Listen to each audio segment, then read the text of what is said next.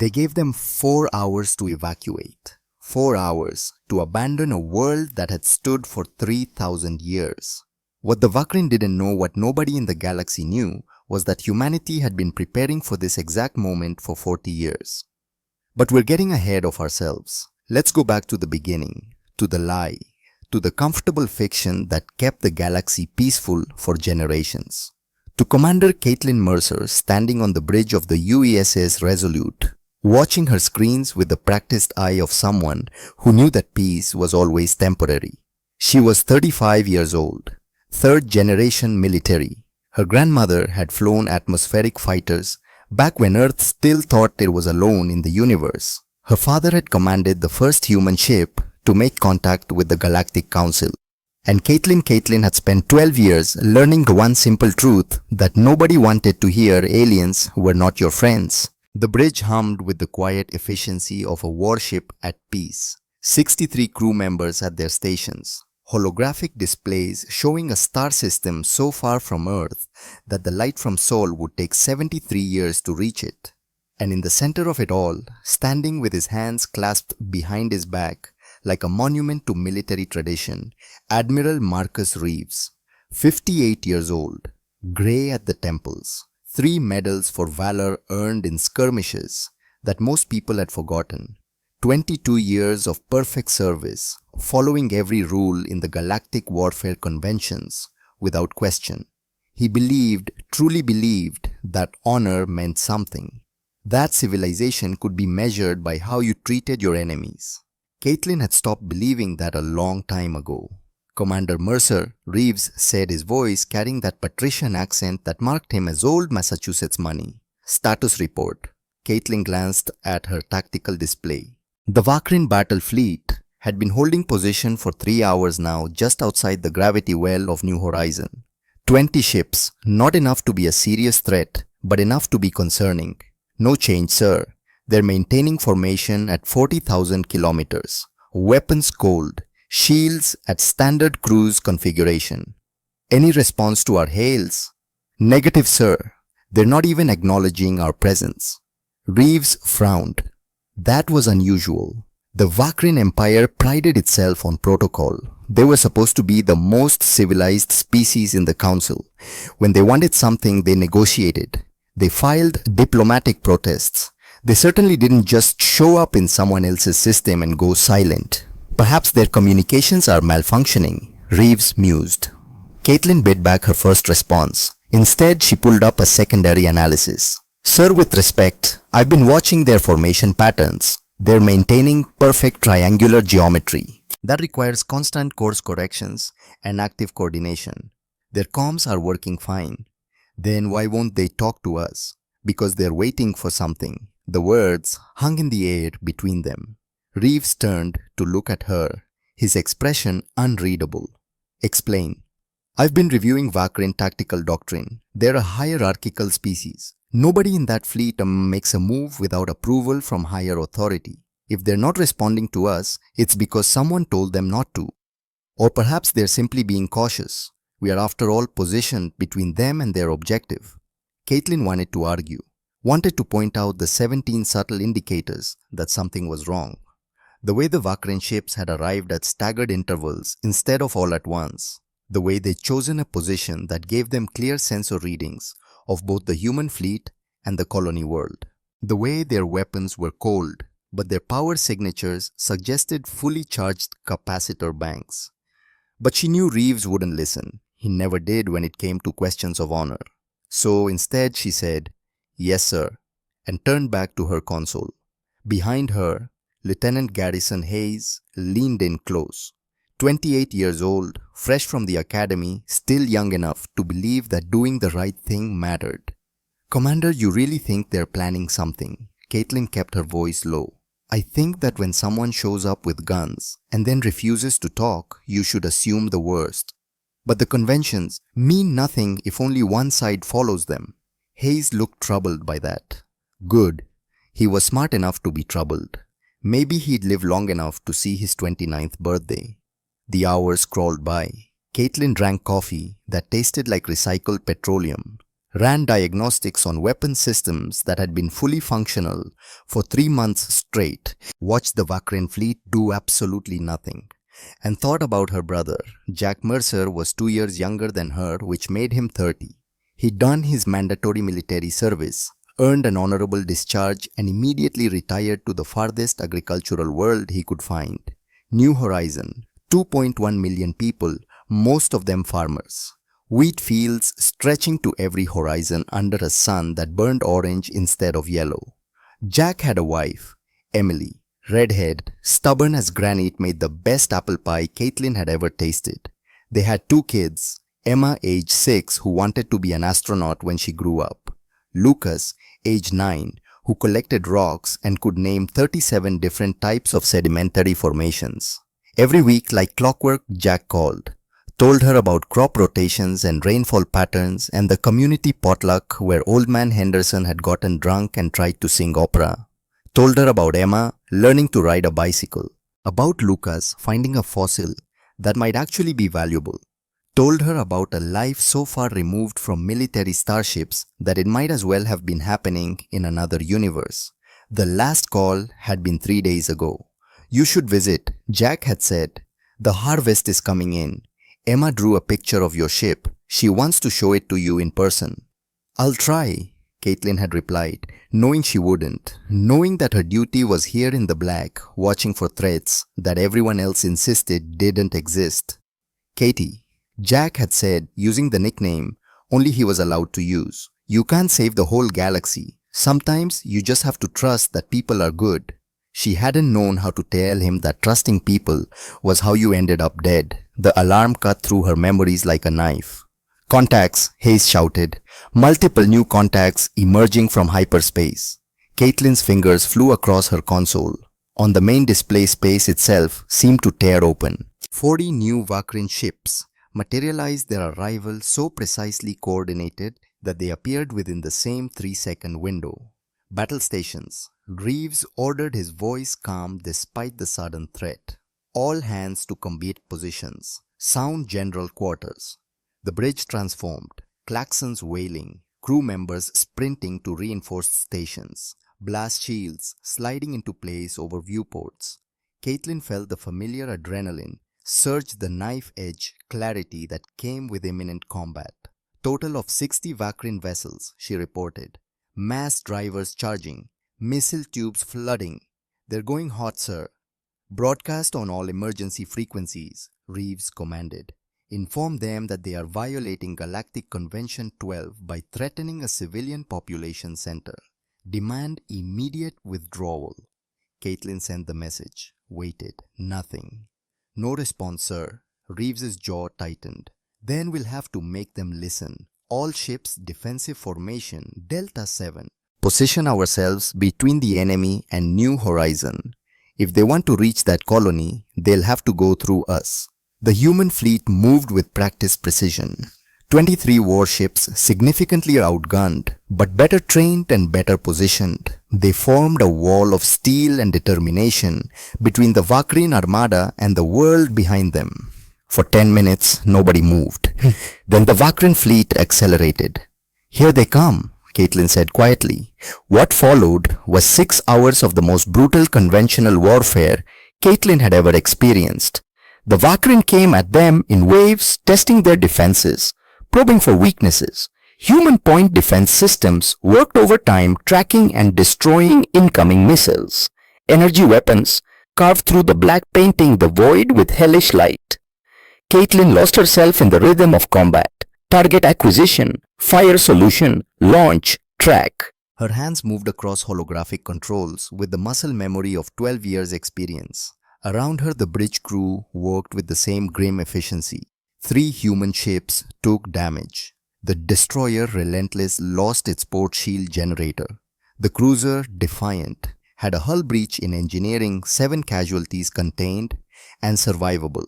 The frigate Resolute, their own ship, took a glancing hit that buckled armor plating on deck 6. But they held. More than held. They pushed back. Caitlin's tactical brilliance was on full display. She anticipated enemy maneuvers before they happened, positioned human ships to create devastating crossfire patterns, exploited every microscopic flaw in Vakrin formation discipline. By the fourth hour, the enemy had lost 19 ships destroyed and 9 crippled. Their neat, orderly attack formations had dissolved into desperate improvisation. By the sixth hour, they were beaten. Incoming transmission. Hayes reported, his voice hoarse from shouting orders. It's the Vakrin flagship. They're broadcasting surrender on the standard frequency. Every head on the bridge turned toward Admiral Reeves. The old man stood perfectly still, his weathered face unreadable. Caitlin could see him weighing options, considering possibilities. This was what he trained for his entire life. This was the moment where honor and duty converged. All ships cease fire, Reeves commanded. Acknowledge the surrender and prepare to receive their formal terms. Deploy rescue shuttles for survivors in escape pods, medical teams to stand by for wounded. Caitlin's stomach dropped. "Sir," she said quietly, "request permission to speak." "Granted." "Sir, their formation is wrong." Reeves frowned. "Explain." She pulled up a tactical overlay, highlighting the Vakrin ships. "Look at their positions. They're maintaining geometric precision even while broadcasting surrender. That's not standard procedure. When you surrender, you go, so minimal power, you drift, you signal distress. They're not doing that. They're holding perfect station keeping. Perhaps their cultural practices differ from ours, Commander." "Sir, I've studied 32 different alien species surrender protocols. Nobody maintains combat formation while surrendering. It defeats the purpose. Or perhaps they're simply being cautious. We did just destroy a third of their fleet." Caitlin felt frustration building in her chest. "Admiral, with respect, something is wrong. My tactical analysis suggests..." "Commander." Reeves's voice was gentle but firm. "I understand your concerns, but we have clear surrender signals being broadcast on emergency frequencies. The Galactic Conventions are explicit. When an enemy surrenders, we are obligated to cease hostilities immediately and render aid. That's not a suggestion. That's the law. The law didn't save New Horizon when the Zarketh raided them 6 years ago. And we responded to that raid within the bounds of civilized warfare. We captured the responsible parties. We held trials. We followed a due process. We buried 3,000 colonists." The bridge had gone silent. Everyone was listening now. Reeves met her eyes. His expression was sad, almost pitying. "Caitlin, I know you're cautious. I know you've seen things that make you question whether honor matters. But if we abandon the conventions the moment they become inconvenient, then we're no different from the barbarians we're fighting. We have to be better. We have to show that civilization means something." Caitlin wanted to scream, wanted to grab him by his perfectly pressed uniform and shake him until he understood that idealism got people killed. That the enemy didn't care about rules. That you couldn't negotiate with someone who'd already decided you were acceptable casualties. But she was a commander in the United Earth Space Service, and Admiral Marcus Reeves was her superior officer. "Yes, sir," she said. The human fleet powered down weapons. Shields remained active. They weren't complete fools, but the aggressive targeting locks disengaged. Rescue shuttles launched vectoring toward the clouds of debris where Vakrin escape pods drifted. Caitlin watched her displays with growing dread. The Vakrin formation didn't change, didn't drift, didn't power down. "Sir," Hayes said nervously, "I'm reading some strange energy signatures from their main formation. It's almost like they're charging capacitors, but that doesn't make sense if they've surrendered." "Sensor glitch," Reeves suggested. "We took damage to our sensor array. Lieutenant ran a full diagnostic." But Caitlin was already moving. Her fingers danced across controls, pulling up gravitational sensors, electromagnetic scanners, every passive detection system she could access. And that's when she saw it. Behind New Horizon's moon, the small barren rock that orbited the colony world space was bending. "Hyperspace emergence!" She screamed. Time seemed to slow down. 47 more Vakrin ships materialized from behind the moon. They'd been there the entire time, hiding, waiting, watching the human fleet exhaust itself in 6 hours of brutal combat. Watching them move to rescue positions. watching them lower their guard in the name of honor and mercy and all the noble lies that dead civilizations carved on their tombstones. The ships were different from the battle fleet, bulkier, less maneuverable, built for a single purpose. Caitlin recognized their profiles from intelligence briefings, from nightmare scenarios that strategists had wargamed but never seriously believed would happen. Planet crackers. 47 missile carriers, each loaded with weapons that violated every convention, every treaty, every agreement that supposedly kept galactic warfare civilized. All ships intercept. Reeves roared, his calm finally shattering. Engage those carriers. Maximum burn. But they were out of position. That was the genius of it. The Vakrin had spent 6 hours maneuvering the human fleet exactly where they wanted them, away from optimal intercept trajectories, with shields oriented the wrong direction, with point defense systems depleted from hours of sustained fire. The planet crackers launched 47 missiles, each one carrying enough destructive force to shatter a planet's crust, each one targeted at New Horizon. Caitlin's hands moved faster than thought. She was coordinating 3 destroyers, rerouting power from damaged systems, calculating intercept vectors with the cold precision of someone who knew that math was the only thing standing between life and annihilation.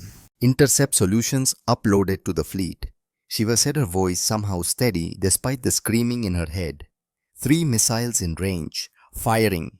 3 contacts disappeared from her display. 44 remained. Around her, other ships were firing. The Defiant got one. The Valiant got another. 5 missiles destroyed in total. 42 continued their inexorable descent toward New Horizon. New contacts emerging. Hayes reported, his voice breaking. Vakrin battle fleet is re-engaging. They're targeting our point defense systems. Of course they were. The surrender had been a lie. All of it had been a lie. They'd never intended to stop fighting. They had just wanted the humans vulnerable. Caitlin watched the tactical display with the detached horror of someone watching a train wreck in slow motion. The remaining human ships were fighting desperately, but they were outnumbered, out of position, and running on empty reserves. 1 more missile destroyed. 41 remained. She could do the math. Time to impact 18 minutes. Current intercept rate 1 missile every 3 minutes. They would destroy maybe 5 more before the rest hit New Horizon. 36 planet crackers. More than enough. Admiral, she said quietly, we need to evacuate New Horizon. Every ship, every shuttle. Get as many people off as possible. Reeves was staring at the display, his face ashen. They wouldn't. They couldn't. The conventions explicitly prohibit. Sir, the conventions don't matter if everyone's dead. He seemed to age 20 years in that moment. Broadcast emergency evacuation protocols. All civilian transports are to load maximum capacity and make for orbital rendezvous points. We'll provide escort as best we can. Caitlin opened the emergency channel, her voice carried to every communication device on New Horizon's surface. This is Commander Caitlin Mercer of the UESS Resolute to all New Horizon residents. We have an extinction level threat inbound. Estimated time to impact 16 minutes. This is not a drill. Proceed to designated evacuation centers immediately. I repeat, this is not a drill. Her personal comm chimed. Priority 1. Family channel. She almost didn't answer, almost let it go to voicemail. But some part of her, the part that was still Katie instead of Commander Mercer, needed to hear his voice one more time. Jack! Katie! He was breathing hard, running. In the background she could hear Emma crying. Katie, what's happening? The whole planet just got an alert. Something about missiles. She closed her eyes. Jack, listen to me. You need to get to the evacuation center. Right now. Don't pack anything. Don't grab keepsakes. Just run. How much time do we have? 15 minutes. Silence on the other end. Then, that's not enough time, is it? Jack, the nearest center is 20 minutes away. Even if we run. Even if we drive. His voice was eerily calm, accepting. It's okay, Katie. You did everything you could. Jack, please. Tell Emma I love her. Tell Lucas. His voice broke. Tell them their old man tried to give them a good life. Tell them. The signal cut out, not because he'd hung up, because the electromagnetic pulse from the first missile impact had just fried every communication system on the southern continent. Caitlin stared at the tactical display, watched the red icons rain down on her brother's world, watched the seismic readings spike as planet crackers burrowed through crust that had stood for 3 billion years, watched the temperature graphs skyrocket as magma vented into the atmosphere. New Horizon wasn't a planet anymore. It was a funeral pyre for 2.1 million people who trusted that the galaxy's rules meant something. The bridge was silent, except for the soft pinging of alarms. Nobody spoke. Nobody moved. They just watched a world die in real time. The whole process took 23 minutes. Continent-wide earthquakes, measuring 9.8 on the Richter scale. Volcanic eruptions along fault lines that had been dormant for millennia. Oceans boiling away into superheated steam. Atmosphere igniting as oxygen-rich air combusted under impossible temperatures. And everywhere in the cities, in the farms, in the small communities where neighbors knew each other's names, people were dying. 2.1 million of them, including Jack Mercer, age 30, who'd only wanted to grow wheat and raise his kids in peace, including Emily Mercer, age 28, who made the best apple pie in 3-star systems, including Emma, age 6, who'd drawn a picture of her aunt's starship, including Lucas, age 9, who'd found a fossil just last week, including Admiral Reeves' daughter, Captain Elena Reeves, age 32, who'd retired from military service precisely because she was tired of watching people die. All of them gone. The life sign monitors told the story in cold objective data. 2,100,000 biosigns, then 1,800,000, then 900,000, then 100,000, then 0. Sir, Hayes whispered, the Vakrin fleet is jumping to hyperspace. Caitlin looked up. The ships that had just committed genocide were casually departing, their engines glowing with the characteristic blue shift of FTL preparation. They weren't even hurrying. Why would they? What were the humans going to do? File a formal complaint. The battle fleet that had surrendered was jumping too, all except the ones too damaged to move. Those ships were already broadcasting actual surrender signals now, real ones, desperate ones. And floating in their escape pods, the Vakrin soldiers that human crews had been rescuing. They were smiling. Caitlin could see them on the rescue shuttle cameras, smiling. Some were laughing. They'd known. All of them had known what was about to happen. The surrender had been theater, and they'd played their parts perfectly. Admiral Lieutenant Hayes said, his voice shaking. What are your orders, sir? Reeves stood frozen at the center of the bridge. His daughter had been down there. He'd watched her biosign wink out on the monitors, watched the planet that held her body crumble into fragments. Sir, Hayes repeated. Caitlin stepped forward. She felt strange, disconnected, like she was watching herself from somewhere outside her body. Bring the fleet to high orbit. Recover all our shuttles. Begin damage assessment and casualty reports. But the Vakrin surrender is irrelevant. Her voice was ice. We follow galactic conventions. Remember, we accept surrenders. We treat prisoners humanely. We follow all the rules that they just proved don't matter. She walked to Admiral Reeves, put a hand on his shoulder. The old man didn't respond. Just stared at the main display where New Horizon had been. Sir, she said quietly, we need you. He turned to look at her. His eyes were empty. I killed them. I followed the rules and I killed them. No, sir. The Vakrin killed them. I had the shot. You warned me. You told me something was wrong and I ignored you because... He laughed a broken sound. Because I believed in honor, in civilization, in rules. Caitlin guided him to his command chair. He sat heavily, looking 20 years older than he had that morning. Commander Mercer, he said hoarsely, you have operational command. Do whatever needs to be done. She returned to her station, pulled up casualty reports. They made for grim reading. 3 human ships destroyed during the second engagement. The destroyer Ajax, the frigate Leonidas, and the medical ship Florence Nightingale. 2,700 personnel lost, plus 2,100,000 colonists. The numbers didn't feel real. They were too big. The human mind wasn't designed to comprehend loss on that scale. So instead, Caitlin thought about Jack, about the last time she'd seen him in person 5 years ago, when she'd attended his wedding. He'd been so happy, so full of hope for the future he was going to build. And she thought about Emma's drawing, the one she'd never get to see. And she thought about Lucas's fossil, whether it had been valuable after all. And she thought about all the things she'd never say, never do, never experience with the family she'd taken for granted. Commander, Hayes was at her elbow. Incoming transmission from Earth, Priority Alpha. It's the Defense Council. Caitlin straightened her uniform, wiped her face, surprised to find it wet. Put them through. The holographic display shimmered. Secretary General Thomas Brennan appeared, his lined face grave.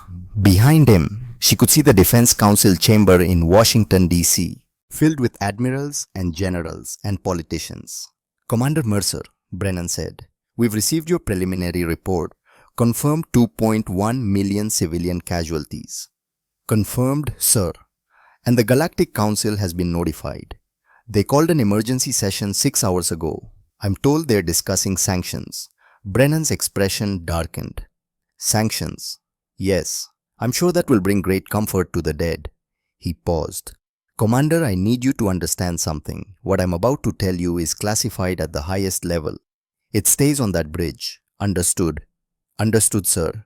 The council is meeting. They're issuing strongly worded statements. They're condemning the Vakrin actions in the harshest possible terms. And they're doing absolutely nothing that matters. Brennan leaned forward. Commander Earth is tired of watching our people die while the galaxy tut-tuts and passes resolutions. The vote has been taken, 8-1 in favor. Humanity is withdrawing from the Galactic Warfare Conventions effective immediately. The bridge went deadly silent. Sir, Caitlin said carefully, what exactly does that mean? It means that Admiral Reeves is being recalled. You're being promoted to provisional command of the strike fleet. And in 6 hours, Earth is going dark. No communications, no diplomatic channels, nothing. Because for 40 years, Commander, we've been doing something that nobody in the galaxy suspected. Sir, Brennan smiled. It was not a pleasant expression. We've been preparing for war, real war, not the civilized games that the Council plays. We've been building ships, developing weapons, training every single human over the age of 18 in combat doctrine. The freighters you see warships, the mining stations, production facilities, the colony transports troop carriers. He gestured and the display behind him changed, showed ship after ship, hundreds of them, thousands. For 40 years, Brennan continued, humanity has been pretending to follow the rules while building the most terrifying military force this galaxy has ever seen. We did it because we knew we've always known that eventually someone would break faith. Someone would show us that honor was a luxury we couldn't afford. And now, Caitlin asked, now we show them the cost of teaching humanity that civilization is a lie. Brennan's expression was granite. Protocol Fenrir is active. In 6 hours, every human world will know what happened at New Horizon, and in 72 hours, the real fleet emerges. The transmission ended. Caitlin turned to look at Admiral Reeves. The old man was staring at nothing, lost in grief. She thought about Jack, about Emma and Lucas, about 2.1 million people who'd believed that the galaxy's rules would protect them. Commander, Hayes said quietly, what do we do? Caitlin pulled up her tactical display, started running calculations. Time to Earth, time to refit, time to plan. We survive, Lieutenant, and then we make sure this never happens again. How? She looked at him, at the fear in his young eyes, at the uncertainty. By teaching the galaxy something they've forgotten, Lieutenant, that humanity only follows rules when everyone else does. And when you break that agreement, she pulled up the casualty list. 2 million to 100,000 names. She'd read every single one before this was over. When you break that agreement, you don't face lawyers and sanctions. You face something much worse. What's that, Commander? Caitlin thought about her brother's last words, thought about Emma's drawing and Lucas's fossil, and all the quiet, peaceful lives that had been snuffed out because someone decided the rules didn't apply to them. Survivors, Lieutenant. You face survivors who will do absolutely anything to make sure it never happens again. Outside the viewports, the debris field that had been New Horizon continued its slow, inexorable drift into the void.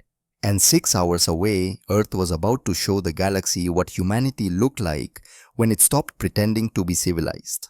The galaxy learned about New Horizon within hours. Not from official channels, those had gone dark the moment Earth activated Protocol Fenrir. No, the galaxy learned because 217 human merchant vessels simultaneously broadcast the same footage across every communication frequency they could access. Footage of a planet breaking apart. Footage of 2.1 million people dying while following the rules. Footage of Vakrin soldiers miling in their rescue pods. And then after 6 hours of silence that terrified every government from the core worlds to the outer rim, Earth spoke again. The message was simple. We're done playing. Commander Caitlin Mercer stood in the briefing room of the UESS Valiant watching the tactical display with cold calculation. 3 weeks had passed since New Horizon. 3 weeks of retrofitting, rearming and recruiting. 3 weeks of Earth's shipyards working at capacity they'd hidden for 4 decades. The room was crowded with officers she barely recognized, new faces, serious faces, people who'd been teaching history at civilian academies and who now wore tactical officer insignia, people who'd been flying cargo routes and who now commanded strike wings. Admiral Reeves sat in the corner, a ghost of the man he'd been. They'd let him keep his rank, nobody had the heart to strip him of that, but everyone knew he was finished. The old warrior, who'd believed in honor, had watched his honor get 2.1 million people killed. That kind of failure didn't leave room for second chances. At ease, Caitlin said, though nobody had come to attention. Formality seemed pointless now. She gestured and the tactical display expanded, showed the Vakrin border, showed fleet positions, showed the massive military infrastructure that the enemy had spent centuries building. 3 hours ago, she began, our reconnaissance drones detected a Vakrin transmission. They're mobilizing everything. Every ship, every station, every defensive platform. They know we're coming. How many ships? Someone asked. 200 at the border, another 300 in reserve. And they're recalling colonial fleets. Best estimate they can field 800 combat-capable vessels within 2 weeks. Murmurs ran through the room. 800 ships. Against humanity's, 50-60. The official records showed that Earth had exactly 47 military vessels. Caitlin smiled. It was not a warm expression. Lieutenant Commander Hayes, if you would. Garrison Hayes, no longer a nervous lieutenant, promoted twice in 3 weeks, stepped forward. He'd aged in those weeks. They all had, but there was steel in his eyes now that hadn't been there before. The official count is 47 vessels, Hayes said. That's what the Galactic Council knows about. What they don't know is that for 40 years, every civilian ship humanity built had a secondary purpose. It pulled up schematics. A standard cargo freighter, grey, boring, utterly unremarkable. This is the merchant vessel Steady Hand, registered as a Class 3 cargo hauler.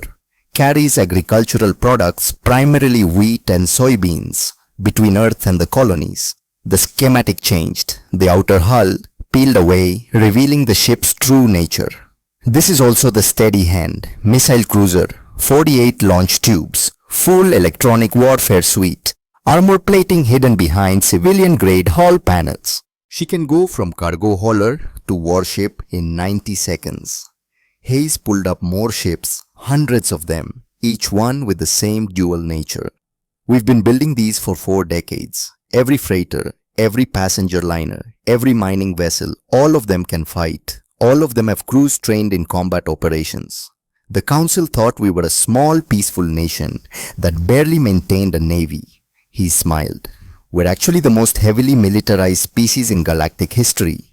We have 3,400 combat-capable vessels, and every single human over 18 has completed mandatory military service. We didn't hide our military behind civilian society. We are a military. All of us. The room erupted.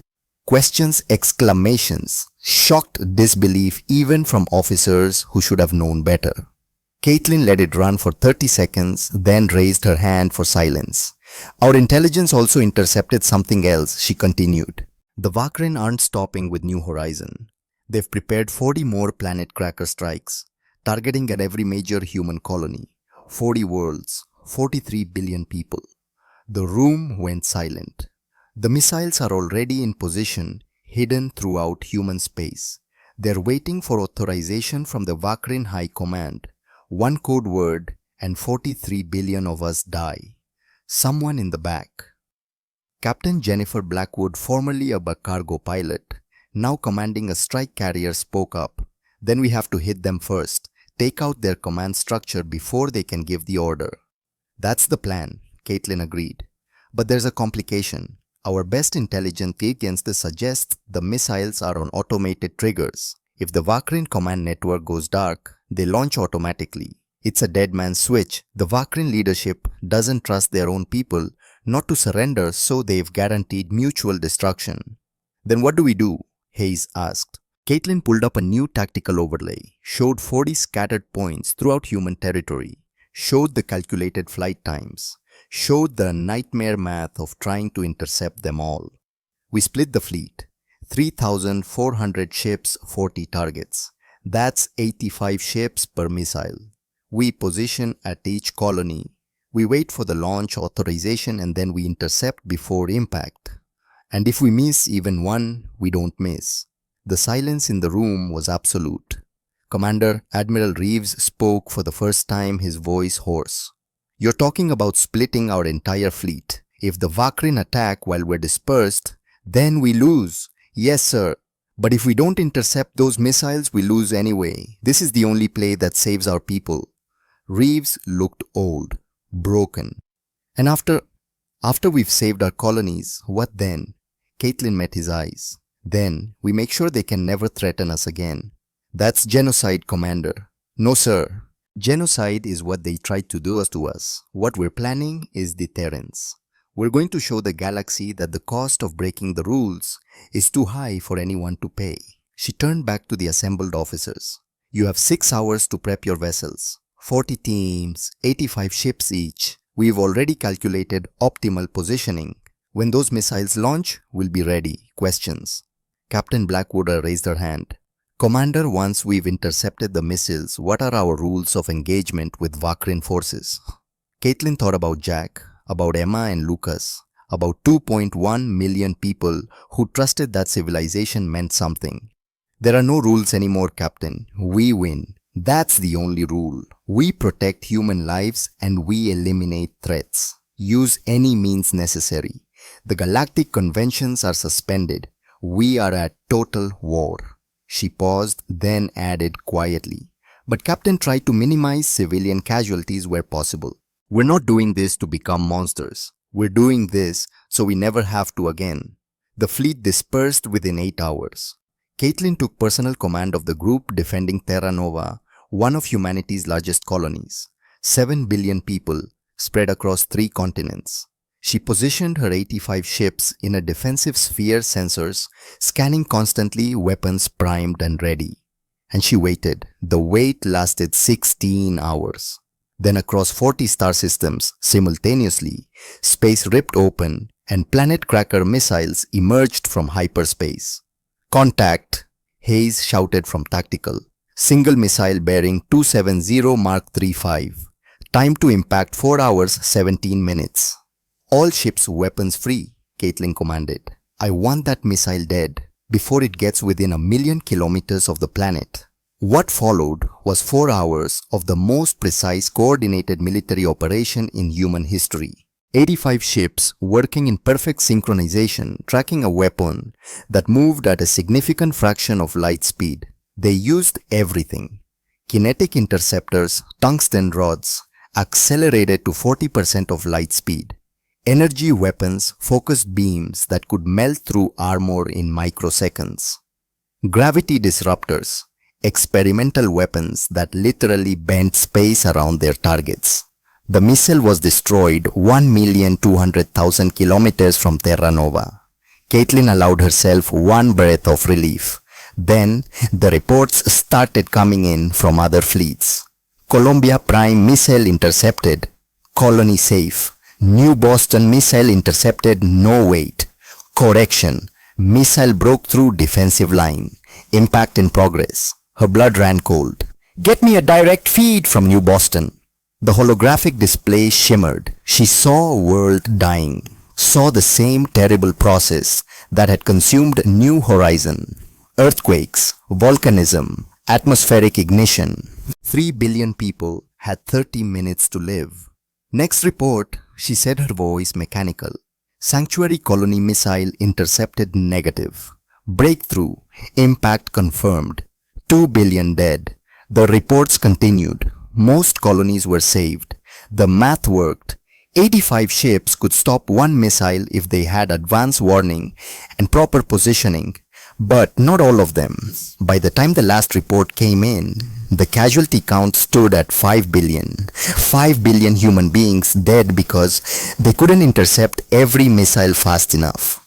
Commander Hayes said quietly, "We saved 38 colonies. 38 billion people are alive because of what we did. And 5 billion are dead because we weren't good enough. We were outnumbered and outmaneuvered. We did everything. It wasn't enough." Caitlin stood from her command chair. "Recall all fleets. Rally point Sigma 7. We're going on the offensive. Commander, we should consolidate, assess damage." "No." Her voice was ice. "The Vakrin just murdered 5 billion more of our people. Now we show them what that costs." She pulled up tactical displays, showed Vakrin military infrastructure, bases, shipyards, training facilities. "We're going to dismantle their military, piece by piece, ship by ship, until they're incapable of threatening anyone ever again." Admiral Reeves stood slowly. "Commander, the Galactic Council will call this a war crime." "The Galactic Council can go to hell, sir. With respect." The human fleet now reunited 3,200 vessels after accounting for losses during the interception emerged at the Vakrin border exactly 48 hours later. The Vakrin border fleet was waiting, 200 ships in perfect formation ready to defend their territory. They'd been expecting a fight, a battle, something that fit within their understanding of warfare. What they got was annihilation. The human ships didn't maneuver, didn't form up, didn't broadcast warnings or demands or any of the civilized protocols that warfare was supposed to follow. They simply opened fire. Kinetic weapons traveling at relativistic speeds don't give you time to react. One moment, the Vakrin ships were in formation. The next moment, 60 of them were expanding clouds of superheated gas. The Vakrin fleet tried to respond, tried to return fire. But human ships were faster, more maneuverable, and equipped with defensive systems that seemed to violate physics itself. Energy shields that didn't just deflect incoming fire, they erased it, made it cease to exist. The battle lasted 4 hours. When it ended, 180 Vakrin ships were destroyed. 20 were crippled and drifting. Exactly 0 had escaped. Human casualties, none. Not a single ship damaged. Caitlin watched from the bridge of the Valiant as the last Vakrin vessel broke apart. Around her, the crew worked in silence. There was no celebration, no triumph, just grim determination. "Commander," Hayes reported, "we're receiving multiple surrender broadcasts from the surviving vessels." Caitlin thought about New Horizon, about the Vakrin prisoners who'd smiled while a world died. Continue firing. Hayes turned to stare at her. Ma'am, you heard me, Lieutenant Commander. Continue firing. Ignore all surrender signals. Commander, that's against what? She stood walking to the main viewport. Against the conventions, the Vakrin surrendered at New Horizon 2, right before they murdered 2.1 million people. Do you want to fall for the same trick twice? These ships are crippled. They can't fight back. Then they shouldn't have started a war they couldn't finish. Hayes' hand hovered over his firing controls. Around the bridge, other officers watched the confrontation with sick fascination. This was the moment, the line they couldn't uncross. Lieutenant Paige Wilson, the youngest member of the bridge crew at 24, spoke up. Commander, my sister lived on New Boston. She taught elementary school. 30 kids in her class. They all died when the planet cracker hit. She looked at Hayes. Sir, I recommend we continue firing. One by one, the other officers nodded. Hayes closed his eyes, pressed the firing controls. 20 more Vakrin ships died. The survivors who'd been broadcasting surrender signals. The wounded who thought the battle was over. All of them. Executed in cold blood. The bridge was silent except for the quiet pinging of weapons systems cooling down. Caitlin returned to her command chair. She felt hollow inside, like something essential had been carved out of her soul and replaced with cold calculation. All ships, she broadcast to the fleet. Plot course for Sigma 7. We have another target. Sigma 7 wasn't a military installation in the traditional sense. It was the Vakrin Military Academy, where they trained officers, where future commanders learned the art of warfare, where the leaders who destroyed New Horizon had once been students. The academy was located on a small moon orbiting a gas giant in a system far from any major population centers. It housed 3,000 cadets at any given time, ages 16 to 24 in human equivalent years. They were children. Essentially, Caitlin stood in her ready room looking at the tactical data. The academy was lightly defended, 2 orbital platforms, a small garrison, nothing that could stop a human strike force. The door chimed. Come in. Admiral Reeves entered. He looked terrible, hadn't slept in days, hadn't eaten from what she could tell. Commander, he said, I'm asking you not to do this. The decision has been made, Admiral. They're students, children. Children who will become the next generation of commanders, who will learn the lessons of this war and spend the next 50 years preparing to fight us again. Unless we end the cycle here. Reeves sank into a chair. Caitlin, please. I know you're angry. I know you want revenge. But this isn't who we are. Isn't it? She turned to face him. Sir, you spent 22 years believing in honor, in civilization, in rules. And where did that get us? 7.1 billion dead. My brother, your daughter, all of them gone because we trusted that the enemy would follow the same rules we did. So we become them. We murder children. We ensure this never happens again. By becoming the monsters. Caitlin was silent for a long moment. Then, Sir, do you know what Emma's last words were? According to the recovered black box data from the Colony Communication Network, Reeves shook his head. She was in her school, teaching a class on Earth history. When the alert went out, she tried to get the children to the shelter. But it was too far away, so she gathered them together and she told them a story about humanity's first space flight, about brave explorers going into the unknown. Her voice cracked slightly. She died telling frightened children a story about hope, while the world burned around them. Reeves closed his eyes. Those cadets at Sigma 7, Caitlin continued. They're learning how to do what the Vakrin did to New Horizon. They're studying tactics and strategy and all the civilized ways to commit genocide. And in 20 years, they'll be commanding fleets, making decisions about which civilian populations are acceptable collateral damage. Then we capture the academy. We take them prisoner. We don't execute them. And if one of them becomes the next commander who decides humans are acceptable targets, if one of them grows up believing that breaking the rules was justified because they got away with it, how many more New Horizons do we allow before we admit that mercy has a cost? She walked to the viewport. Outside, the human fleet hung in space like a swarm of steel predators. Sir, you asked me on New Horizon if I wanted to fall for the same trick twice. I am asking you the same question. Do you want to show mercy to the next generation of our killers and hope they learn to be better? Or do you want to make sure they can't hurt us again? Reeves stood, walked to the door, paused. For what it's worth, Commander, I understand why you're doing this. I even agree with the logic. But understanding doesn't make it right. No, sir, it doesn't. After he left, Caitlin stood alone in her ready room for 10 minutes. Thought about Jack, about Emma and Lucas, about the choice between protecting the living and honoring the dead. Then she returned to the bridge and gave the order. All ships firing solution on Sigma 7 Military Academy. Saturation bombardment. Total destruction. Hayes executed the command without hesitation. 200 ships opened fire simultaneously. The Academy and everyone in it ceased to exist in 17 seconds. 3,000 cadets gone.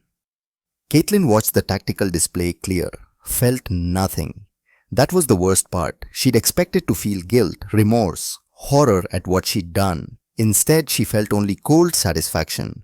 One less threat. One less generation of commanders who might someday decide that human civilians were acceptable casualties. Commander, Hayes reported. Incoming transmission, it's Galactic Council Arbiter Kellarn. Put it through. The insectoid alien appeared on the holographic display. Its mandibles were clicking with agitation. Commander Mercer, what you have done is an outrage. Those were students, not soldiers. They were officers in training, Caitlin replied coldly. The same academy that produced the commanders who destroyed New Horizon. We ended the cycle. You murdered children. No arbiter. We eliminated a military training facility. If you have a problem with that, I suggest you take it up with the Vakrin High Command. They're the ones who started targeting civilians. The responsible Vakrin officers have been arrested. War crime trials are proceeding. Too late and not enough. You had 3,000 years to enforce your conventions. You only started caring when human bodies were being vaporized. Kellarn's entire body shuddered. Commander, you must stop this. Your fleet is heading toward Vakrin Prime. Surely you are not planning to attack their homeworld. That would cross a line from which there is no return. Caitlin thought about that, about lines and returns, about civilization and barbarism. Arbiter, the Vakrin crossed that line when they cracked New Horizon while we were following your rules. We're just walking the path they showed us. She terminated the transmission. Commander, Hayes said quietly, what are we actually planning for Vakrin Prime? Exactly what the Arbiter fears. We're going to show them what happens when you teach humanity that civilization is a lie. The journey to Vakrin Prime took 3 days at maximum sustainable acceleration. 3 days for word to spread across the galaxy. 3 days for the Galactic Council to convene emergency sessions. 3 days for every species to watch and wonder what humanity had become. Caitlin spent those 3 days reviewing intelligence reports. Vakrin Prime was the heart of their empire. 14 billion inhabitants. The seat of government, center of culture, nexus of trade. If New Horizon was a peaceful farming colony, Vakrin Prime was the Vakrin soul made manifest. She also spent time reviewing the casualties from the 40 missile strike. 5 billion dead, broken down by Colony New Boston. 3 billion. Major industrial center, home to 60% of humanity's shipbuilding expertise. Sanctuary Colony 2 billion. Founded by religious groups seeking isolation. Their entire culture gone. 17 other worlds had been hit, but evacuated in time. Millions displaced, infrastructure destroyed, but the people lived. 38 worlds saved completely. The math was brutal. They'd saved 85% of the targets. By any objective measure, it was an incredible success, the largest coordinated defensive operation in military history. And yet, 5 billion dead. She kept coming back to that number. 5 billion people who'd been alive 3 days ago, who'd had families and dreams and futures, who trusted that she would protect them. Commander Dr. Evelyn Thornbridge entered the ready room without knocking. The medical officer had that privilege earned through 30 years of service and a complete disregard for military protocol. "Doctor, you haven't slept in 40 hours. I'll sleep when this is over." That's what worries me. Thornbridge sat without being invited. "Caitlin, I need to know something. When this is over, when the Vakrin are beaten, when the threat is eliminated, are you planning to come back?" "Come back from where?" "From wherever you've gone. Because right now you're operating like a machine. Efficient, cold, necessary. But machines don't make good commanders in peacetime." Caitlin was silent. "I knew your brother," Thornbridge continued. "Treated him once when he broke his arm during basic training. Stubborn kid, refused painkillers because he wanted to earn the pain. Sound familiar?" "What's your point, doctor?" "My point is that Jack wouldn't want you to destroy yourself getting revenge for him. He'd want, Jack's dead." The words came out harder than intended. Jack's dead. Emma's dead. Lucas is dead. 5 billion more are dead. And if I'd been faster, smarter, better at my job, maybe some of them would still be alive. "You can't save everyone, Caitlin."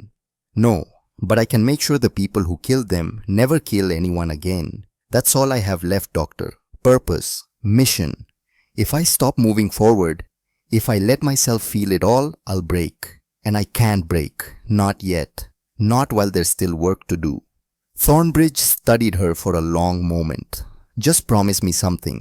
When this is over, when you've made the Vakrin pay, you'll let yourself grieve. You'll let yourself be human again." "I'll try." The doctor left, shaking her head. Caitlin returned to her tactical displays, studied Vakrin Prime's defenses, calculated casualties, made the terrible arithmetic of war, and tried very hard not to think about what she was becoming. The human fleet emerged at Vakrin Prime exactly 72 hours after the 40 missile strike. 3,000 ships materialized in perfect formation around the Vakrin homeworld.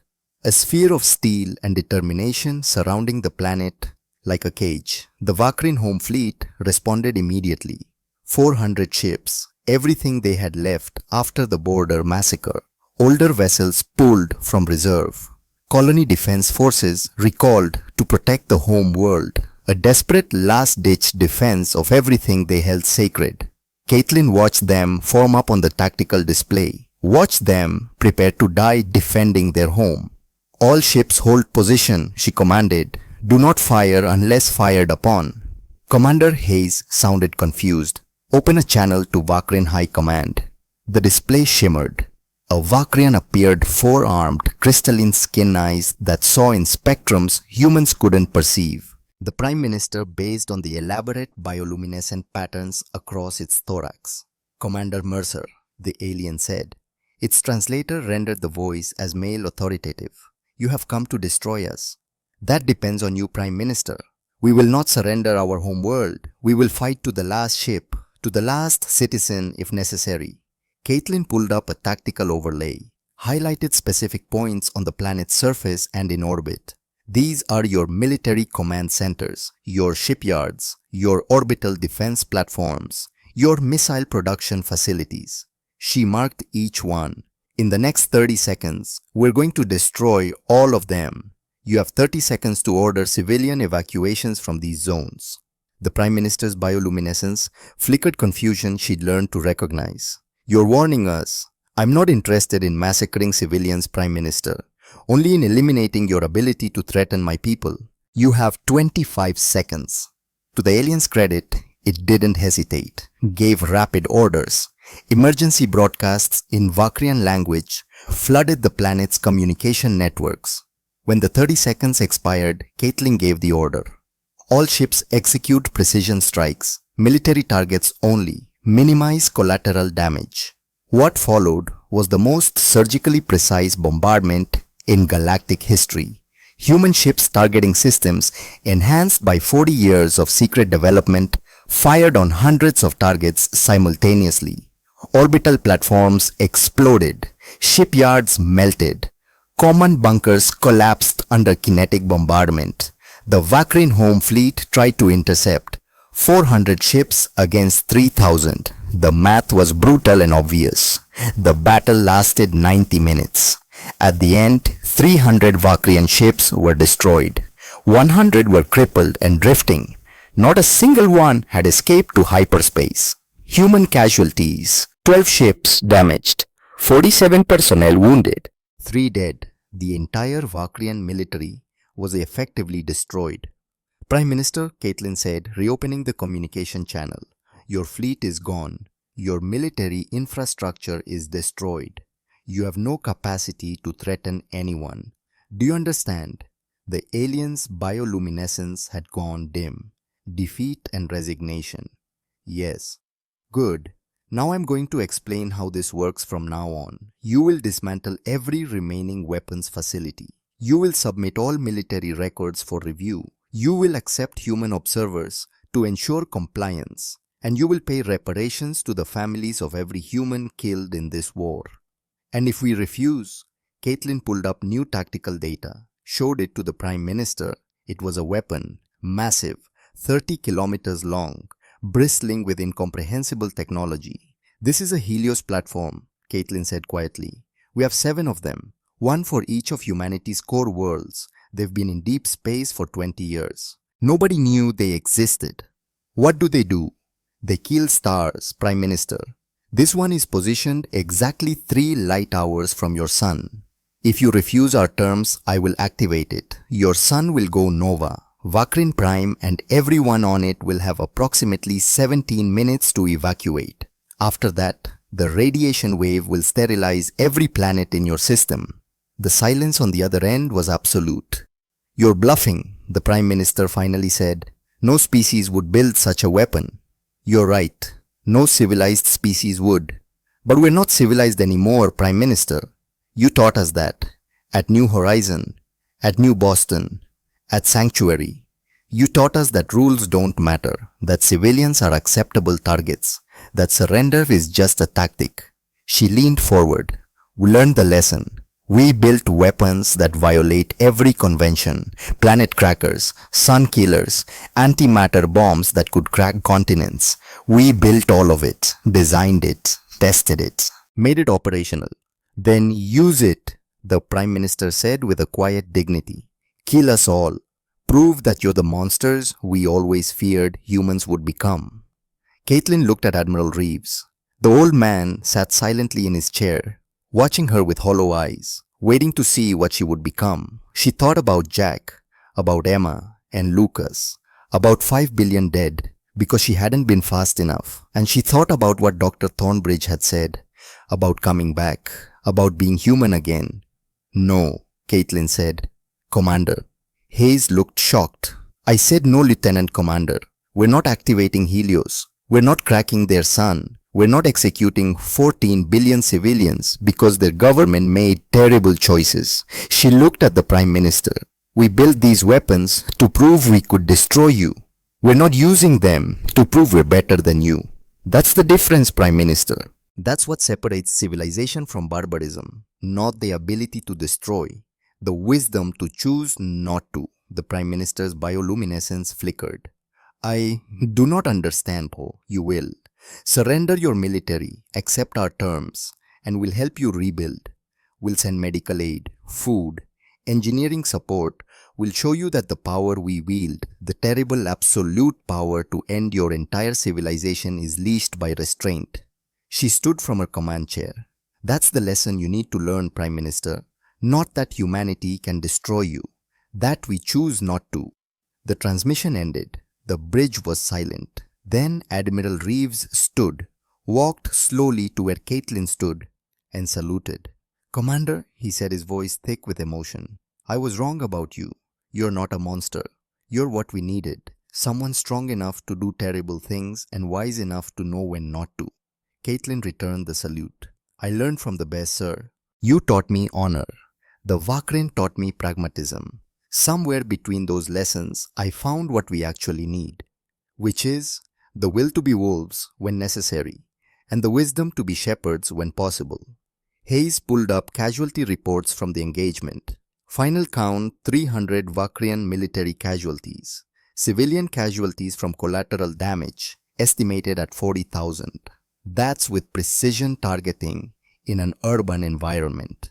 40,000 dead. Still terrible. Still a number that would haunt Caitlin forever. But not 14 billion. Not genocide. Not the monster she could have become. All ships, she broadcast to the fleet. Stand down from combat status. Maintain blockade positions. The Vakrin have 48 hours to respond to our terms. If they refuse, we'll revisit our options. Until then, we wait. The fleet acknowledged. 3,000 ships, each one a testament to humanity's determination to never again be caught unprepared. Caitlin returned to her ready room, sat in the darkness, and for the first time in 3 weeks, she allowed herself to cry. For Jack, for Elena, for 7.1 billion dead, for the 5 billion she hadn't saved fast enough, for the 40,000 Vakrian civilians who died today because war always killed the innocent, and for herself, for the woman she'd been 3 weeks ago who believed that following orders and doing her duty would be enough. That woman was gone.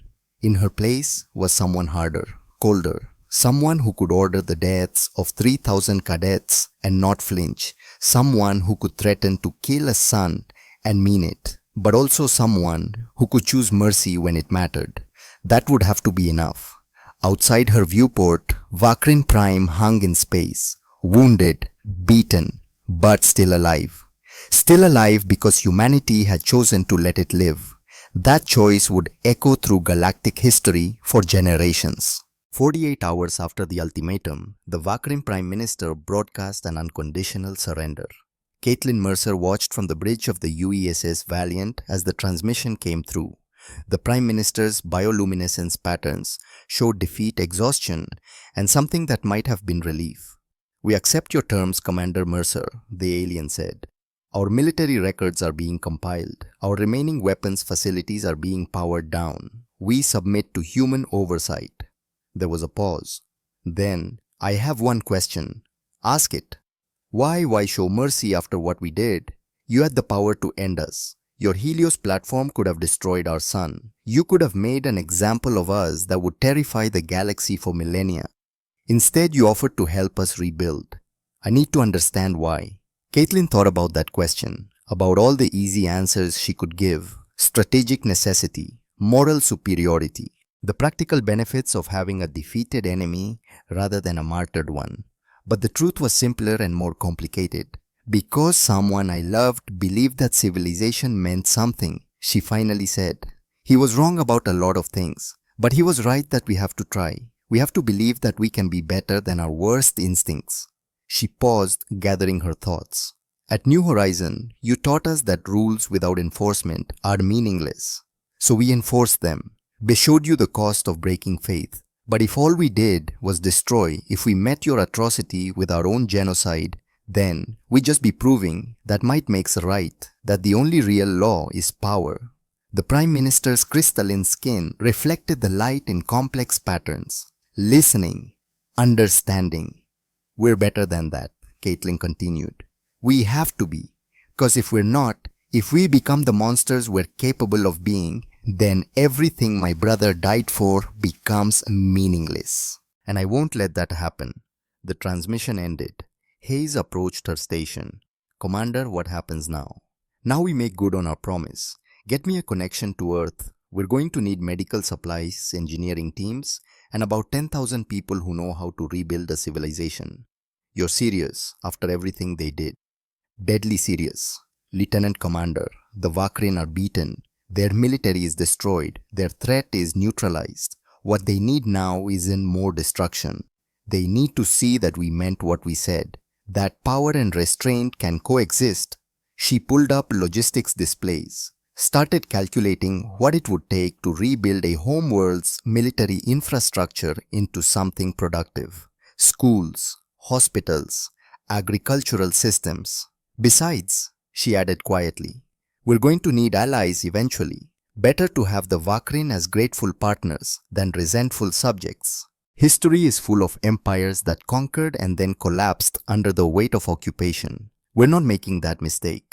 6 months later, Caitlin stood in the ruins of what had been Vakrin Prime's largest military academy. The academy wasn't Sigma 7. That place was gone, vaporized in 17 seconds of human fire. This was the primary training facility located in the capital city, where senior officers had studied strategy and philosophy alongside tactical doctrine. Now it was being rebuilt, not as a military installation, as a civilian university. Human engineers worked alongside Vakrian civilians, clearing debris, laying new foundations, installing systems that would power classrooms instead of weapons. It was slow work, difficult work, but it was happening. Commander Mercer. She turned to find a young Vakrian barely adult by their standards approaching hesitantly. The translator had rendered their voice as female, uncertain. "I'm Admiral Mercer now," Caitlin corrected gently. She'd been promoted 3 times in 6 months. "How can I help you?" "My name is Kelris. I was a student at Sigma 7. Caitlin's blood ran cold. "I was on leave when your ships attacked it." Kelris continued her bioluminescence, flickering rapidly. Fear, grief, survivor's guilt. "My entire class, 347 of my friends, gone in seconds." Caitlin didn't know what to say. What could she say? "I'm sorry"? That would be a lie. She'd ordered that strike knowing exactly what it would do. "I was just following orders." That had been the excuse of war criminals throughout history. So instead, she said, "I know." Kelris's crystalline skin seemed to crack slightly, an expression of pain. Do you know what it's like to have your entire world unmade, to come back from leave and find empty quarters, to realize that everyone you cared about died while you were away?" "Yes," Caitlin said quietly. "My brother lived on New Horizon, his wife, his 2 children. They died while I was following the rules that were supposed to protect them. So yes, I know exactly what that feels like." The 2 of them stood in silence for a long moment. "I came here to hate you," Kelris finally said. "To tell you what a monster you are. To make you understand what you took from us. You have every right. But then I watched you. For 6 months I've watched human ships arrive. Not with weapons, with food, medicine, engineers. I've watched you rebuild what you destroyed. I have seen human soldiers working 16-hour shifts to restore our water treatment facilities. I have seen your medical teams treating Vakrian wounded with the same care they gave their own." Kelris moved closer. Her bioluminescence shifted to something Caitlin had learned to recognize as determination.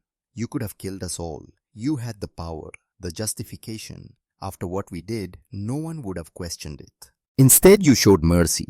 You proved that strength and compassion can coexist. And I want to understand how.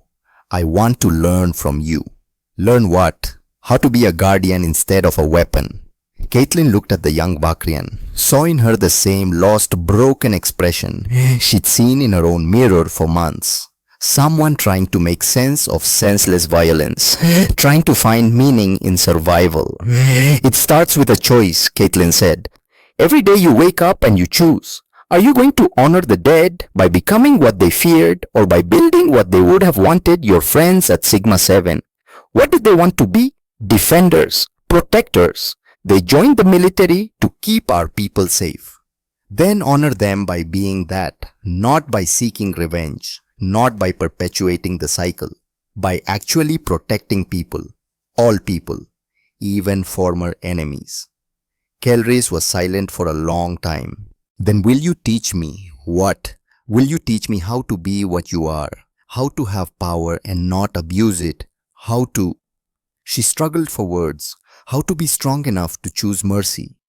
Caitlin thought about that, about all the reasons to say no, the dead cadets at Sigma 7, the bad optics of training a former enemy, the risk that she was wrong that Kelris would learn their tactics and use them against humanity someday. Then she thought about Admiral Reeves, about how he'd taught her honor even though she'd rejected it, about how those lessons mixed with hard pragmatism had created something better than neither alone. "Yes," Caitlin said. "Report to the Valiant tomorrow. We'll find a place for you in the training program." Kelris's bioluminescence flared bright joy, gratitude, hope. "Thank you, Admiral. I won't disappoint you." After she left, Caitlin stood alone in the ruins, thought about the strange mercy of the universe, that from the ashes of an academy she'd destroyed a student she hadn't killed, might become the future she was trying to build. That was either very wise or very foolish. A voice said behind her. She turned. Admiral Reeves stood there, looking better than he had in months. The grief was still there. It would always be there, but he'd found a way to carry it without being crushed. Probably both, sir. She'll tell her people everything we teach her, our tactics, our weaknesses, our secrets. I know, and you're okay with that. Caitlin looked at the old man. Sir, if we hide our strength, we build our security on secrets and fear. That works for a while, but eventually secrets leak and fear turns to resentment. I'd rather build our security on something stronger, which is respect, allies. A galaxy that knows we could destroy them but chooses not to because they've chosen not to threaten us. That's more durable than any weapon we could build. Reeves smiled. It was the first time she'd seen him smile in months. You're going to make a terrible admiral, you know. Admirals are supposed to be paranoid and cynical. Then it's good I'm still learning, sir. The real test came 5 years later. Admiral Caitlin Mercer stood in a ready room reviewing intelligence reports. The Protectorate had grown substantially. What had started as humanity's military had evolved into something larger. A defense force that protected any species against violations of galactic conventions. Not because they were paid, not because they received territory or tribute, simply because someone had to enforce the rules, and humanity had learned the hard way what happened when no one did. The door chimed. Come in. Captain Jennifer Blackwood entered. She'd earned her own command the UESS Retribution, one of the newest heavy cruisers. Admiral, we have a situation. The Kreller Union just used biological weapons on the Tarsus mining colony. Caitlin's jaw tightened. Casualties. 300 confirmed dead. Another 2,000 exposed. The bioweapon is some kind of a nerve agent. Victims describe excruciating pain before respiratory failure. It's designed to maximize suffering. Survivors. The colony was mostly automated. The 300 dead were scientists studying the local ecosystem. Civilians, non-combatants. The Kreller claim it was an accident, that a rogue military unit deployed the weapons without authorization. Caitlin pulled up data on the Kreller Union. They were a mid-tier power. 60 billion population spread across 15 worlds. Militaristic culture. They'd signed the revised galactic conventions under pressure, but had been vocal about resenting human interference in galactic affairs. Where did the attack originate? Kreller Military Station Omega-3. We have solid intelligence. Chain of command traces directly to the Kreller High Command. So not a rogue unit. A sanctioned operation that they're now trying to disavow. That's our assessment, yes. Caitlin stood, walked to her viewport. The Protectorate fleet hung in space 200 ships at this location alone. Humanity had built something that New Horizons dead could be proud of. A force that actually defended people. Recall the fleet, she ordered. All ships. We're going to make an example. Admiral, the Galactic Council is requesting that we allow them to handle these through diplomatic channels. The Council had 3,000 years to handle things through diplomatic channels. How'd that work out for New Horizon? Blackwood nodded. Understood. I will relay the orders. The Protectorate fleet arrived at Kreller Union space 36 hours later. The Kreller home fleet responded immediately. 200 ships formed a defensive perimeter around their homeworld. It was a respectable force, well-trained, well-equipped. It wasn't enough. Caitlin opened a channel to Kreller High Command. This is Admiral Caitlin Mercer of the Terran Protectorate Force. Your government has violated Galactic Convention 6 by deploying biological weapons against the civilian population. 300 innocents are dead. You claim this was done by a rogue unit, but our intelligence proves otherwise. You have 6 hours to surrender your government for trial. Refuse and we will consider your entire military infrastructure legitimate targets. The Kreller Premier appeared on screen, a reptilian species with impressive crests and multiple eyes. You have no authority here, human. The Kreller Union is a sovereign power. We will not submit to your threats. This isn't a threat, Premier. It's a statement of fact. You broke the rules. Now you face the consequences. 6 hours.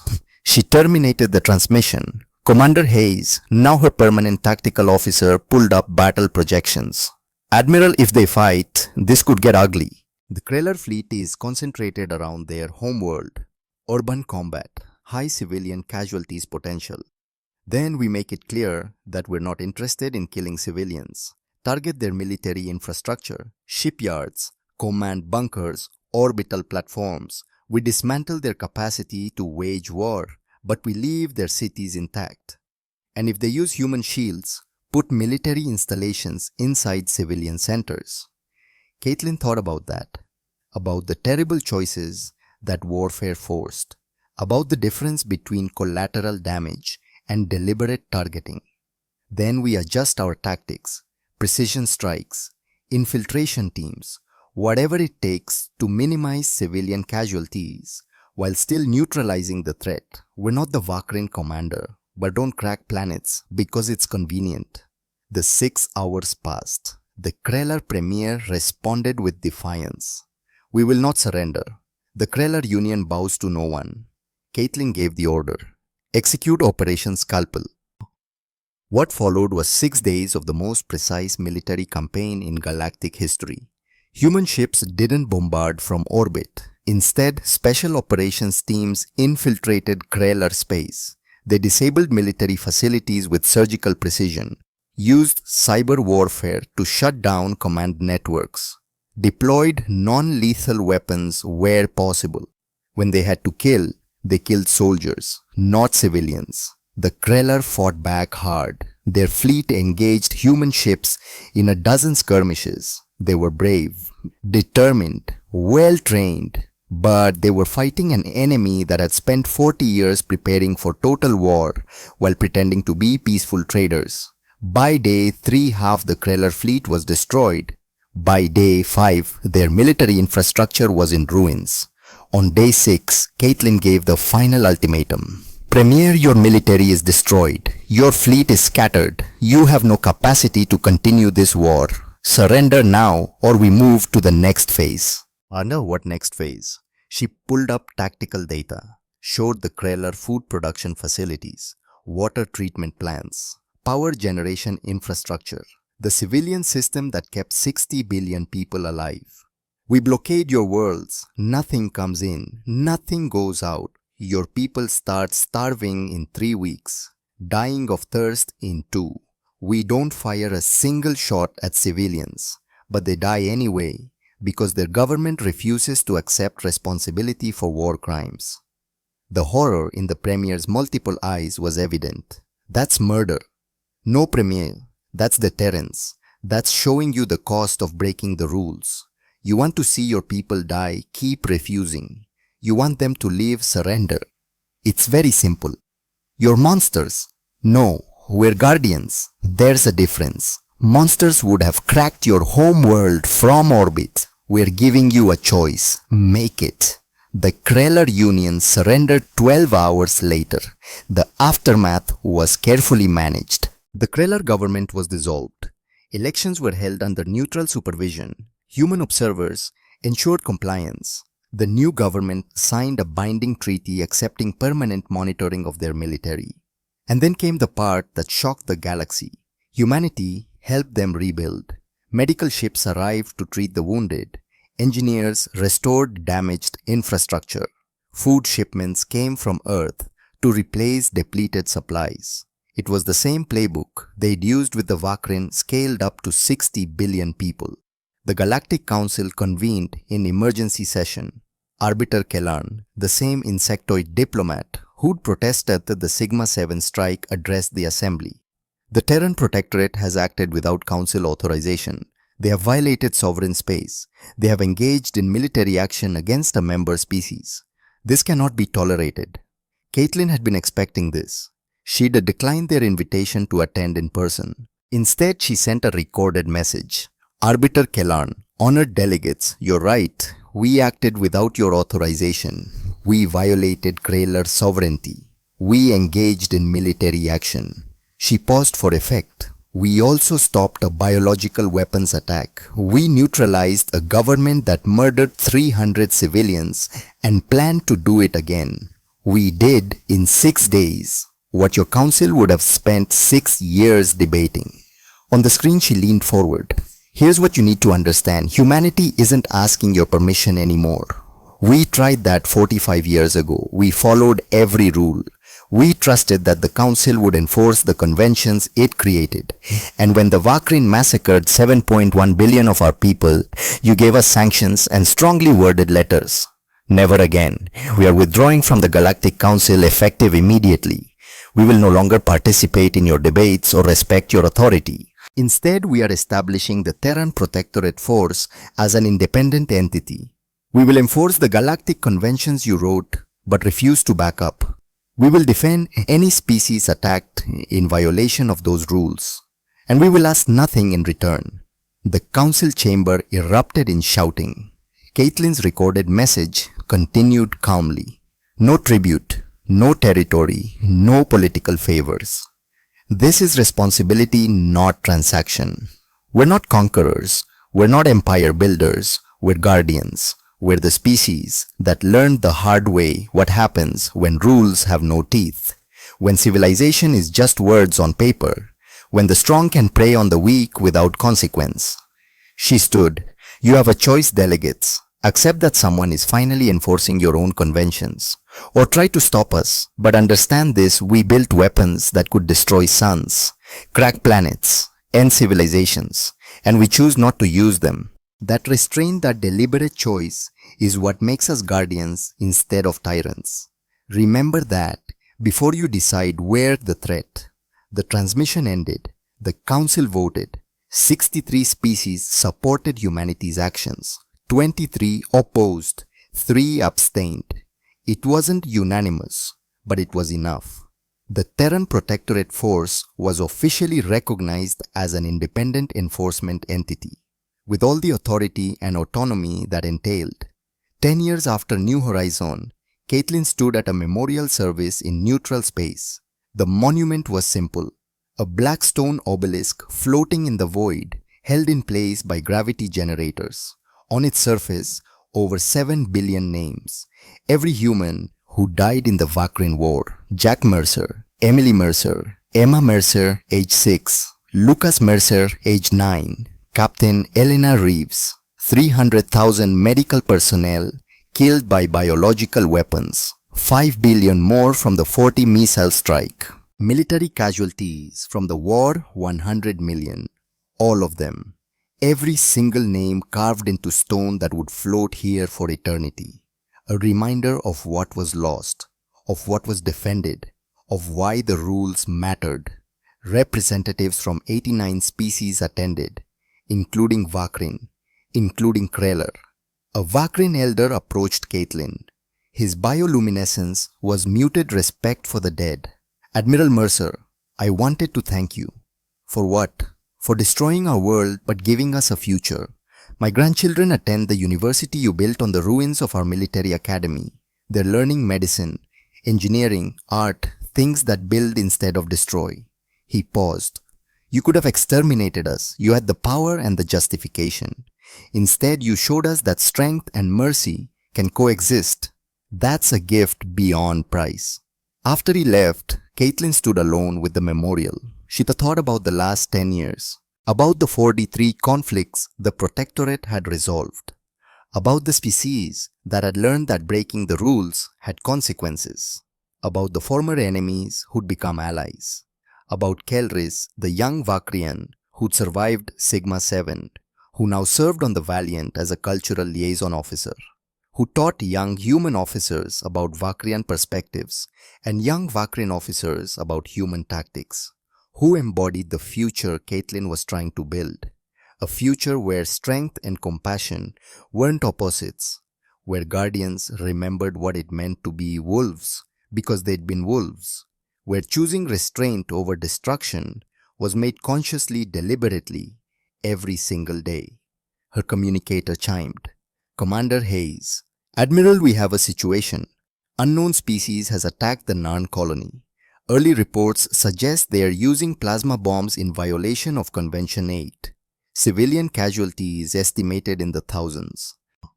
Caitlin took one last look at the memorial, at Jack's name carved in stone alongside 7 billion others. Prep the fleet commander. How long until we can jump? 20 minutes, Admiral. Make it 15. And Hayes, by the book engagement, when the threat, we minimize civilian casualties, and if they surrender, we accept it. Understood? Understood, Admiral, by the book. She started walking toward her shuttle.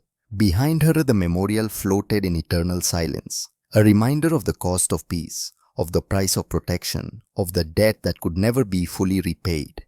Hayes, one more thing. After we neutralize the threat, start organizing humanitarian aid. Medical teams, food supplies, engineering support. If we're fighting to protect people, we don't stop protecting them when the shooting ends. Yes, Admiral. Though I should mention the Galactic Council is probably going to complain about us acting without authorization again. Let them complain. We're not guardians because it's popular. We're guardians because it's necessary. The shuttle lifted off. Through the viewport, she could see the memorial growing smaller. 7 billion names, 7 billion reasons to never let it happen again. The Protectorate fleet was waiting. 200 ships, each one crewed by humans who remembered New Horizon, who understood what failure meant, who had chosen to be guardians instead of conquerors. Fleet status, she asked as she stepped onto the Valiant's bridge. All ships ready, Admiral, Hayes reported. Course plotted, weapons systems nominal. We can jump on your order. Caitlin settled into her command chair, looked at the faces of her bridge crew, young and old, veterans and recruits, all of them united by purpose. Before we jump, she said, I want everyone to understand what we're doing here. We're not going to conquer. We're not going to occupy. We're not going to force our way of life on anyone. We're going to stop an atrocity and then we're going to help the victims rebuild. She paused. Some of you are too young to remember New Horizon, but I remember. I remember watching my brother's world die while I followed rules that the enemy ignored. I remember feeling helpless, powerless, watching genocide happen in real time and being unable to stop it because we weren't in position, weren't prepared, weren't willing to do what was necessary. Her voice hardened. We are never going to feel that way again. We are never going to watch helplessly while civilians die because we built the power to stop it. We trained for decades. We prepared. And now when someone breaks the rules, when someone decides that civilian lives don't matter, they don't face empty words and meaningless sanctions. They face us. She looked around the bridge, saw determination in every face. But power isn't enough. What makes us guardians instead of tyrants is that we choose to use that power justly. We choose to minimize casualties. We choose to offer mercy to defeated enemies. We choose to rebuild instead of just destroy. Making that choice, making it consciously every single day, is what civilization actually means.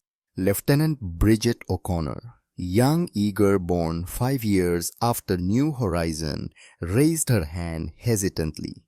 Admiral, permission to ask a question. Granted. Ma'am, what happens when a generation grows up who didn't see New Horizon, who don't understand why we did what we did? How do we make sure they remember? It was a good question, maybe the most important question. Caitlin gestured to the memorial still visible through the viewport. We tell them stories, Lieutenant. We show them that monument. We make sure they understand the price of peace, the cost of protection. We teach them that power without responsibility is tyranny, that strength without wisdom is destruction, that the ability to destroy everything means nothing unless you have the courage to destroy nothing. She stood, and most importantly, we teach them about choice. Every day we choose mercy over revenge, choose protection over conquest, choose to be guardians instead of monsters. As long as we keep making that choice, as long as we remember why it matters, we honor the dead, we justify their sacrifice, we give meaning to their loss. The bridge was silent. All ships, Caitlin broadcast to the fleet. This is Admiral Mercer. We jump in 60 seconds. Remember who we are. Remember why we fight. We protect the innocent. We enforce the rules that keep civilization civilized. We ensure that no species ever has to watch helplessly while their families die. She paused, then we are the guardians. We remember what wolves look like because we were wolves. We remember what it means to lose everything. And we will do whatever it takes to make sure no one else has to learn those lessons the way we did. 30 seconds to jump. Caitlin sat back in her command chair, looked at the tactical displays showing the Narn colony, showing the attack in progress, showing people dying because someone had decided the rules didn't apply. Admiral, Hayes said quietly, you know that we might have to do terrible things again, that saving people sometimes means killing people. I know, and you can live with that. Caitlin thought about Jack, about Emma and Lucas, about all the names on that memorial, about the choice between being strong enough to destroy everything and wise enough to preserve anything. I can live with making hard choices, Commander, because the alternative is watching good people die while we debate the morality of action. I've done that. Never again. 10 seconds. The fleet aligned, 200 ships in perfect synchronization. Part of a larger force, 5,000 ships across the galaxy, all dedicated to a single purpose, built from tragedy, forged in grief, tempered by the conscious choice to be guardians instead of tyrants. Jump! Space twisted. The fleet vanished into hyperspace, racing toward another crisis, another atrocity, another chance to prove that the rules mattered because someone was finally willing to enforce them. Behind them, the memorial remained, 7 billion names floating in eternal vigil, a reminder of what was lost and a promise of what was protected. Admiral Caitlin Mercer stood on the observation deck of the UESS Valiant, watching Earth turn slowly beneath her. She was 55 years old now. Gray streaked through her auburn hair. Lines around her eyes told stories of stress and sleepless nights and decisions that would haunt her forever. But she was still here, still serving, still making the hard choices. The Terran Protectorate Force had grown beyond anything she'd imagined 20 years ago. 5,000 ships, personnel from 30 different species, bases in every major sector, a logistical network that could respond to crises within hours. They'd resolved 43 conflicts in 20 years, stopped 6 attempted genocides, intercepted 12 planet cracker deployments, prevented the use of biological weapons 37 times. The galaxy was safer, measurably, objectively safer. And the cost? Caitlin pulled up the casualty reports. 20 years of enforcement operations, 20 years of combat, 20 years of putting guardians between civilians and violence. 17,000 Protectorate personnel killed in action, 46,000 wounded, 112 ships lost. And on the other side, enemies killed infrastructure, destroyed governments overthrown. The numbers were staggering. Necessary perhaps, but still staggering. She thought about Sigma 7 sometimes. 3,000 cadets dead in 17 seconds. She'd ordered that strike, executed it, never apologized for it, because apologizing would mean admitting it was wrong. And she couldn't admit that, not when the alternative had been letting them graduate, become commanders, potentially kill more humans. The calculus was cold, but clear. 3,000 versus potentially millions. That didn't make it right, but it made it necessary. Admiral Lieutenant O'Connor approached, 25 years old now, bright, eager, everything Caitlin had been at that age before New Horizon had taught her what war actually meant. The delegation from Vakrian Prime has arrived. They're requesting a meeting. Show them to conference room 3. I'll be there in 5 minutes. After O'Connor left, Caitlin took one last look at Earth. Home. The planet that had given birth to a species crazy enough to build sun killers and wise enough not to use them. The conference room held a delegation of 7 Vakrians. 5 of them were government officials. 2 wore military uniforms. One of the military officers was Kelris. She'd grown in 15 years. Her crystalline skin had deepened in color, a sign of maturity in Vakrian biology. Her bioluminescence patterns were confident assured. She carried herself with the bearing of someone who'd earned their rank through merit. Admiral Mercer, Kelry said formally. On behalf of the Vakrian Republic, I bring greetings and a proposal. I'm listening. The senior government official, Prime Minister Jekan, who'd replaced the previous government after the war, leaned forward. Admiral, the Vakrian Republic wishes to formally join the Terran Protectorate Force as a full member species, not as subjects, not as clients, as equal partners in the mission of galactic peacekeeping. Caitlin kept her expression neutral. That's a significant proposal, Prime Minister. Why now? Because in 20 years you've proven that the Protectorate isn't about human domination. It's about shared responsibility for maintaining civilized behavior. You've defended Vakrian interests 3 times in the past decade. You've asked nothing in return. You've kept your promise to be guardians, not conquerors. He gestured to Kelrys. Commander Kelrys has served with distinction in your forces for 15 years. She's shown us that former enemies can become partners, that the cycle of violence can be broken. We want to be part of that, to contribute ships, personnel, resources, to share the burden of protection. Caitlin looked at Kelrys. Commander, do you support this? With all my heart, Admiral. I've learned so much from you, from your people, not just tactics and strategy, but philosophy. The wisdom of restraint, the courage of mercy, the understanding that true strength is knowing you could destroy everything in choosing not to.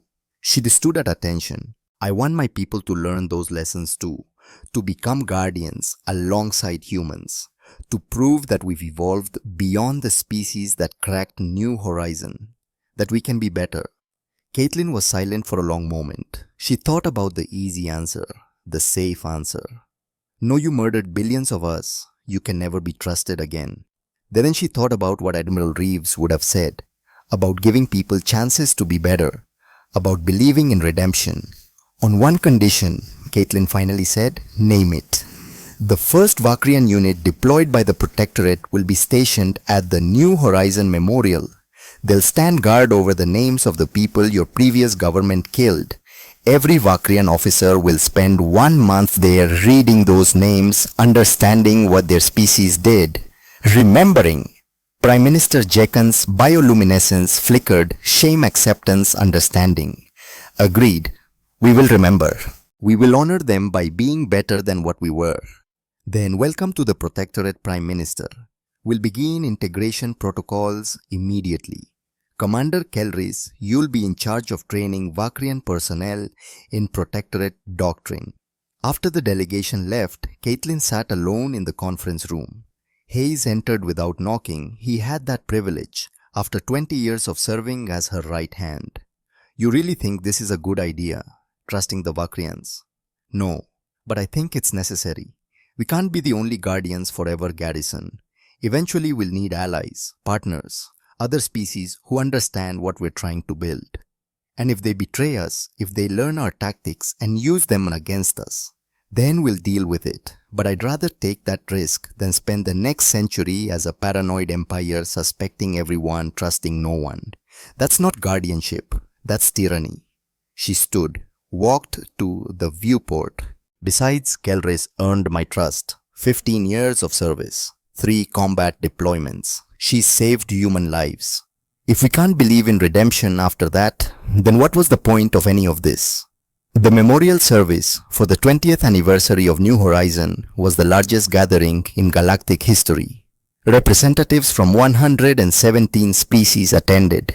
The memorial had grown. The original obelisk remained, but around it, other monuments had been added for other massacres, other genocides, other moments when civilization had failed and guardians had been needed.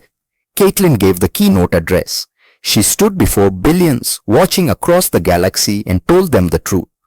20 years ago, my brother died, his wife, his children. 7 billion people died in the Vakrin War because they trusted that the rules would protect them, because they believed that civilization meant something. They were wrong, but only because we let them be wrong. Because we wrote rules and didn't enforce them. Because we valued peace over justice. Because we believed that words on paper could stop violence. She gestured to the memorial. These 7 billion names are our shame. our failure, our reminder that civilization doesn't maintain itself, that peace isn't the absence of conflict, it's the active choice to resolve conflict without atrocity, and making that choice only matters if someone is willing to enforce it. The Terran Protectorate force isn't perfect. We've made mistakes, we've killed people who might have been redeemed, we've used force when maybe diplomacy could have worked. We carry the weight of those decisions every day. But we've also stopped 43 conflicts from becoming genocides. We've saved billions of lives. We've shown the galaxy that the rules matter because someone will enforce them. Not with empty words, not with meaningless sanctions, with actual tangible consequences. She paused. And we've shown that enforcement doesn't require becoming monsters, that you can be strong and merciful, powerful and restrained, that you can build weapons capable of destroying suns and choose never to use them. Making that choice, making it consciously every single day is what civilization means. Not laws, not conventions, not words on paper. The choice, made deliberately with full understanding of the consequences. My brother Jack used to tell me that I couldn't save the whole galaxy. He was right, I can't. We can't. But we can create a galaxy where people don't need saving, where the rules actually protect them, where breaking those rules costs so much that no one dares try. She looked directly into the cameras. We are the guardians. We remember what wolves look like because we were wolves. We remember what it means to watch helplessly while your family dies. And we will do whatever it takes to make sure no one else has to learn those lessons the way we did. We don't ask for thanks. We don't ask for tribute. We ask only that you remember. Remember these names. Remember what happened when civilization failed. And remember that it will never happen again. Not while we stand watch. Not while we make the hard choices. Not while we choose to be guardians instead of tyrants. That is our promise. Carved in stone, written in blood, enforced with steel and determination, and the wisdom to know when not to pull the trigger. We are the guardians, and the call continues. 1 month later, Caitlin received a priority transmission. Unknown species attacking a trade convoy in the Outer Rim, using weapons that might violate Convention 14. Casualties unknown but estimated in the hundreds. She looked at the message, at the coordinates, at the distance. It would take 12 hours to get there. 12 hours during which people might be dying, might be suffering, might be wondering if anyone cared enough to help. Garrison prepped the fleet. How many ships, Admiral? All of them. If we're going to make a statement, let's make it loud. 20 minutes later, 5,000 ships jumped to hyperspace, racing toward another crisis, another atrocity. Another chance to prove that the rules mattered. That civilization was more than words. That someone, humanity, the Protectorate, the Guardians, was actually willing to stand between the innocent and violence. Caitlin sat in her command chair and thought about Jack, about Emma and Lucas, about all the names on that memorial, about the debt that could never be repaid, only honored through service. Admiral O'Connor asked quietly, "Do you ever wonder if we'll succeed, if we can actually make the galaxy safe?" "Every day, Lieutenant. And I think about something my brother told me 20 years ago. He said I couldn't save the whole galaxy. But he was wrong about one thing." "What's that?" "I can try, we can try, and as long as we keep trying, as long as we keep making the choice between power and mercy, as long as we remember why it matters, then maybe, just maybe, we honor the dead. We justify their sacrifice. We give meaning to their loss." She looked at the young officer. "That's all we can do, Lieutenant. Try, choose, remember, and hope that it's enough." The fleet continued through hyperspace. 5,000 ships, dozens of species, united by purpose, bound by the conscious choice to be guardians instead of monsters. Behind them, Earth turned in its orbit, the home world of a species that had learned the hardest lesson in galactic history, that civilization was fragile, that rules required enforcement, that the only thing standing between peace and atrocity was the willingness to make terrible choices and live with the consequences. Ahead of them, unknown enemies, unknown challenges, Unknown crises that would require the same cold calculation, the same terrible arithmetic, the same choice between what was easy and what was right. And in between, Caitlin Mercer, age 55, admiral, guardian, someone who remembered what it meant to lose everything and refused to let anyone else suffer the same fate. The call continued. It always would, because some choices were too important to stop making, and some debts were too sacred to ever stop paying. The Helios platforms still orbited 7 human worlds, unused, unneeded since Vakrin Prime. A reminder that true power wasn't the ability to destroy, it was the wisdom to choose not to. That choice made 20 years ago over a dying world called New Horizon reaffirmed every day, since was humanity's true legacy. Not guardianship, but the courage to choose it.